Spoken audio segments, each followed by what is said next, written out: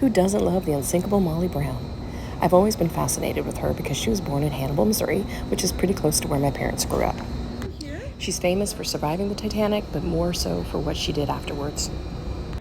If you're a feminist and don't know about Molly Brown, you sure need to. She left Missouri and moved to Colorado, and her former home is now a museum. You should definitely take the tour. It'll give you good insight into the complex character behind the legend. Molly was not born rich. She actually worked in a factory when she was a teenager, and this instilled a passion for workers' rights.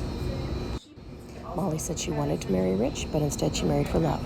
She married J.J. Brown and got pretty lucky because he struck gold and they became rich. She used her influence to champion causes like women's rights, workers' rights. She and her husband raised money to build cathedrals and used her influence to help create the juvenile justice system. At that time, if you committed a crime and you were 12, you were going to be treated like an adult. The coolest thing I learned about this tour was what she did for Titanic survivors.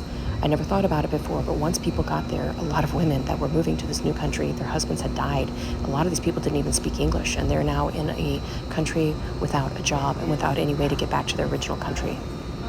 Even the workers who had survived the Titanic were totally out of luck. Basically, the White Star Line that owned them was just like, well, you no longer have a ship, you no longer have a job. And people were completely stranded away from their families. Molly managed to raise $10,000 before the ship that rescued them even got to America. And she raised more money once she got here. She was an incredible humanitarian and a world traveler, and I gotta say, I love both of those things. It's also just really cool to see how modern her home was. It's women like her who fought for the rights we have today, and we need more Molly Browns in this world.